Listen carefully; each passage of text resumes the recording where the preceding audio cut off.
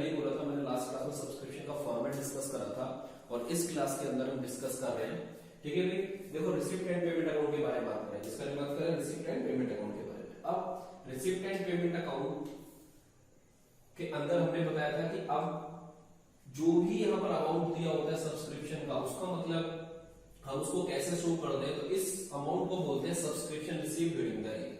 जो भी receipt and payment के अंदर अमाउंट दिया होता है उसको बोलते हैं subscription received during the year. वो यहाँ पर आ जाएगा अमाउंट हमारा जो भी दे रखा है, अमाउंट दे रखा है, amount received during the year, जो भी हमारा सब्सक्रिप्शन का अमाउंट है वो कितना होगा, 2 लाख रुपए यहाँ पर आ जाएगा। ठीक है भाई, मतलब इस साल के अंदर हम लोग कितने पैसे मिले, 2 लाख रुपए मिले। अब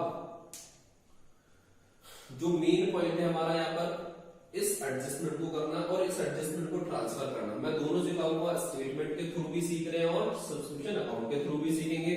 फिर इन अमाउंट्स को बैलेंस शीट में कैसे लिखेंगे। ये क्वेश्चन अकेला कई बार 6 मार्क्स का आ जाता है। वैसे जनरली हर क्वेश्चन में सॉल्यूशन तो करना ही होगा सब्सक्रिप्शन का, बिकॉज सब्सक्रिप्शन यहाँ पर एमसीक्यू के अंदर सबसे इंपॉर्टेंट टॉपिक है। तो सब्सक्रिप्शन के अमाउंट को तुम्हें कैसे ट्रांसफर करना है इसके बारे में हम यहाँ बताएंगे। सबसे पहले सब्सक्रिप्शन आउटस्टैंडिंग, क्या डेट लिखी हुई है, 31 मार्च 2019 और करंट ईयर क्या है हमारा 31 मार्च 2020। इसका मतलब जो 31 मार्च 2019 दे रखा है that is a end of previous year. तो यहां लिखा है outstanding subscription in the beginning of current year. अब हमने बोला ये तो एंड दे रखा है, लेकिन एक चीज और देखिए, अगर इस डेट को मैं यहां पर ये लिख देता हूं 1 अप्रैल 2019 तो क्या इसमें कुछ फर्क पड़ेगा, नहीं। तो जो 31 मार्च 2019 है इसके अकॉर्डिंग बोलेंगे subscription received at the end of previous year, लेकिन इसके अकॉर्डिंग क्या बोलेंगे, subscription received in the beginning of current year. तो दोनों का मतलब ये सेम है। तो जो भी जो पिछले साल का अमाउंट होता है इसको प्रीवियस ईयर का बोलते हैं, हम इसको क्या करते हैं, माइनस करते हैं। कितना, 40,000 क्या होगा हमारा, नेगेटिव होगा। इसकी दोनों लैंग्वेज तुम्हें समझनी है। अगर इस डेट की जगह यहाँ लिख देता है 1 अप्रैल 2019 नहीं लिखा है, बट इसको जब हम पढ़ेंगे तो बोलेंगे subscription outstanding in the end of previous year. क्या बोलेंगे इसको, in the end of previous year. तो यहां लिख देते हैं in the end of previous year. तो ये भी बात सेम है। अगर बोला in the beginning of current year तो भी बात सेम है। दोनों ही केसेस में इनकम कब की है, प्रीवियस ईयर की। क्योंकि कंसेप्ट देखो, इसने बोला है कि कोई आउटस्टैंडिंग अमाउंट अगर बिगिनिंग ऑफ करंट ईयर हो गया तो भाई अभी तो करंट ईयर स्टार्ट नहीं हुआ, इस ईयर में कैसे कोई अमाउंट आउटस्टैंडिंग हो सकता है, तो वो कब का होगा, पिछले साल का होगा। इसीलिए क्या करेंगे, इसको माइनस करेंगे। दूसरा, क्यों माइनस कर रहे हैं, क्योंकि जो इनकम एंड एक्सपेंडिचर जो स्टेटमेंट के अंदर हम सब्सक्रिप्शन का अमाउंट निकालते हैं, ये अमाउंट हमारा जो इनकम एंड एक्सपेंडिचर अकाउंट होता है इसमें क्रेडिट साइड लिखा जाता है। और क्रेडिट साइड का मतलब खाली करंट ईयर के ही वैल्यूज को ऐड करते हैं, बाकी किसी ईयर की है तो माइनस करते हैं। Subscription received during the year 2 lakh आ गया। जो सब्सक्रिप्शन आउटस्टैंडिंग है उसको बोलते हैं outstanding beginning of current year, minus करेंगे क्योंकि जो करंट ईयर का इसका मतलब वो पैसा कब का होता है, प्रीवियस ईयर का। चाहे लैंग्वेज ऐसे लिखी outstanding subscription in the end of previous year, चाहे लिखा outstanding subscription in the beginning of current year, दोनों ही केस में अमाउंट कब का होता है, प्रीवियस ईयर का, और इसको माइनस करते हैं। अगले वाले केस में subscription at the end of current year, भाई ठीक है करंट ईयर का आउटस्टैंडिंग है 80,000, इसका मतलब है कि जो करंट ईयर चल रहा है इसका पैसा नहीं मिला, इसका मतलब है कि ये अमाउंट करंट ईयर का ही आउटस्टैंडिंग है। तो जब ये अमाउंट करंट ईयर आउटस्टैंडिंग है तो इसको क्या करेंगे, प्लस करेंगे, बिकॉज ये पैसा कब का है, करंट ईयर का है। ठीक है भाई, 80,000 प्लस हो जाएगा। उसके बाद सब्सक्रिप्शन बिगिनिंग में मिला है। अब एक चीज बताओ, कोई पैसा मुझे 1 अप्रैल 2019 को एडवांस देगा, क्या मैं उसे पीछे जाके यूज कर सकता हूं, नहीं। उसे मुझे कब यूज करना पड़ेगा, 1 अप्रैल 2019 से लेकर के 31 मार्च 2020 तक का। तो कोई भी एडवांस सब्सक्रिप्शन जो मुझे बिगिनिंग ऑफ करंट ईयर मिले या एंड ऑफ प्रीवियस ईयर मिले, अगर देखो बिगिनिंग मतलब 1 अप्रैल को मिले चाहे 31 मार्च को मिले, दोनों ही केस में ये कब यूज कर सकता हूं मैं, करंट ईयर में, क्योंकि मैं बैक डेट में जाकर के पैसे को यूज नहीं कर सकता हूं। तो इसीलिए ये वाला पैसा हमारा किसके लिए होगा, करंट ईयर के लिए। इसको भी हम क्या करेंगे, प्लस करेंगे 60,000 को।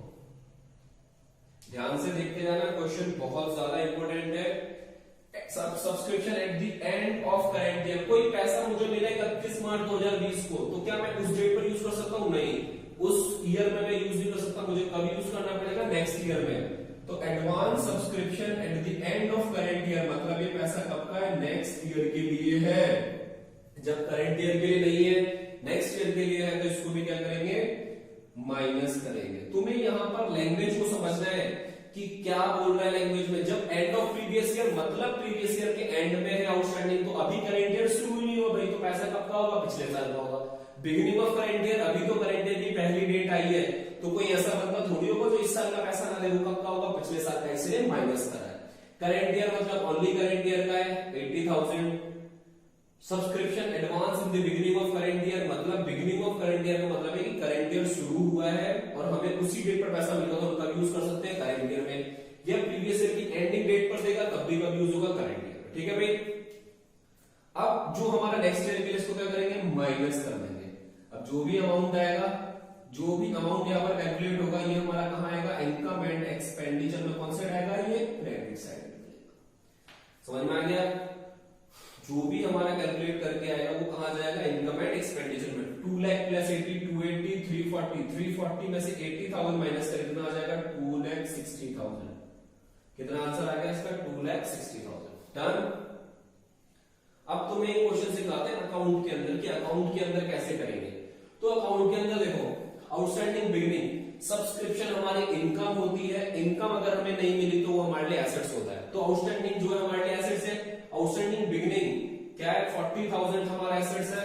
तो आउटस्टैंडिंग बिगिनिंग, जो भी आउटस्टैंडिंग बिगिनिंग है, बैलेंस बिगिनिंग कितना है हमारा, 40,000। किसी का बैलेंस बिगिनिंग अगर टू साइड का क्लोजिंग का होगा बाय साइड।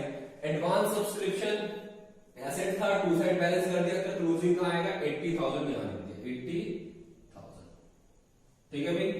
अगला पॉइंट अब कह रहा है advance subscription. Advance subscription beginning में अगर देखो हमारी इनकम है एंड सब्सक्रिप्शन हमारी इनकम है, किसी ने हमें एडवांस में पे कर दिया, तो हमारे लिए क्या है, वो लायबिलिटी है। क्या है भाई, वो हमारे लिए लायबिलिटी। तो एडवांस सब्सक्रिप्शन क्या होती है, हमारे लिए लायबिलिटी। तो बिगिनिंग वाले को यहां लिखते हैं, ओपनिंग बैलेंस कितना है, 60,000 और क्लोजिंग बैलेंस कितना है बताओ, 40,000। क्लोजिंग बैलेंस कितना था, 40,000। सेम जो भी यहां पर अमाउंट दिया होता है to subscription receive during the year, या तो देख लो by bank recipient payment account में होना चाहिए या subscription receive during the year, दोनों में से जो भी एक पे रिसिप्टेंट पेमेंट अकाउंट दिया है, दूसरे हिंट की जरूरत ही नहीं, सीधा 2 लाख कॉपी कर दिया। अब इन सबको ऐड करेंगे, ये ऐड करके आ जाएगा 3,40,000। इसमें से माइनस कर देंगे हम लोग 80,000, तो जो ये बैलेंस आएगा ये कहां ट्रांसफर होगा, इनकम एंड एक्सपेंडिचर अकाउंट में। और कौन सी साइड होगा भाई, ये क्रेडिट साइड जाएगा। ठीक है। अब बैलेंस निकालेंगे, तो जब बैलेंस निकालते हैं तो यहां पर लिखना पड़ता है कि हम भाई इसको बैलेंसिंग फिगर कैलकुलेट कर रहे हैं। क्या कर रहे हैं, इसको बैलेंसिंग फिगर। बैलेंसिंग फिगर का मतलब इन तीन चीजों को ऐड करके 2 माइनस कर रहे हैं, जो निकाला वो हमारा बैलेंसिंग फिगर होगा। सो दैट इज 340, वो टोटल बड़ा वाला यहां लिख देंगे, 340 में से 80 माइनस करेंगे। ठीक है भाई, तो कितना आ जाएगा, 2,60,000। डन। ये हमारा क्वेश्चन है। अब हम इसको देखते हैं कि बैलेंस शीट के अंदर इस अमाउंट को कैसे कहेंगे। तो सबसे सिंपल सी बात, दिमाग को उतना यूज करने की जरूरत है, ज्यादा टेंशन नहीं लेनी, क्योंकि इससे सिंपल सब्सक्रिप्शन का डिस्क्रिप्शन नहीं हो सकता। ठीक है भाई। सबसे पहले अब जो भी सब्सक्रिप्शन के अंदर बैलेंस शीट होगी, देखो ओपनिंग वाले फिगर यानी कि एंडिंग वाला ओपनिंग है, मतलब ओपनिंग ऑफ करंट ईयर बोल सकते हो, एंड ऑफ प्रीवियस ईयर। तो ये दोनों के दोनों, ये बैलेंस शीट 1 अप्रैल लिखी हुई है, इसको हम क्या बोलेंगे, ये कौन सी बैलेंस शीट होगी हमारी, ओपनिंग बैलेंस शीट है। कौन सी बैलेंस शीट बोलेंगे, ओपनिंग। और जो एंडिंग डेट पर बने इसको हम क्या बोलेंगे, क्लोजिंग बैलेंस शीट बोलेंगे। ठीक है भाई, क्लोजिंग बैलेंस शीट। अब हमने अभी बताया जो सब्सक्रिप्शन पिछले साल का हमें मिला नहीं वो हमारा एसेट्स है, तो यहां पर लिखेंगे आउटस्टैंडिंग सब्सक्रिप्शन। आउटस्टैंडिंग सब्सक्रिप्शन कितना था भाई पिछले साल का, 40,000। तो पिछले साल के लिए एसेट्स था, इस साल वाला इस साल के लिए एसेट्स होगा, तो इस साल का एसेट है आउटस्टैंडिंग सब्सक्रिप्शन। कितना आ गया ये, 80,000। ठीक है भाई। अब एडवांस हमने पहले बोला था लायबिलिटी है, तो लायबिलिटी ओपनिंग वाली बैलेंस शीट में आएगी, तो यहां लिखेंगे क्या, एडवांस सब्सक्रिप्शन। किस नाम से आएगा ये, एडवांस सब्सक्रिप्शन। कितना आएगा, 60,000। और ये क्लोजिंग वाली बैलेंस शीट में क्या आएगा, एडवांस सब्सक्रिप्शन। एडवांस सब्सक्रिप्शन कितना आएगा, 40,000। अगर और कोई भी डाउट होगा सब्सक्रिप्शन में, तो मेरे इस वीडियो के अंदर तुम्हें मेरा व्हाट्सएप नंबर मिलेगा पर्टिकुलरली, तुम उस पर क्वेश्चन क्लिक करके भेज सकते हो, कोई भी डाउट हो मुझसे पूछ सकते हो। ठीक है। इसके अलावा इस वीडियो को जितनी अच्छी तरीके से देखोगे उतने अच्छे सब्सक्रिप्शन समझ में आएगा। अगर देखो इतना टाइम नहीं है लेकिन फिर भी हम बहुत सारे क्वेश्चंस को डिस्कस करेंगे, ठीक है। अगले वीडियोस के अंदर हम एक एक टॉपिक को 1 बाय 1 डिटेल में स्टडी करेंगे, पूरे टॉपिक की तुम्हें वीडियो मिलेगी, ठीक है। चलिए बाय बाय।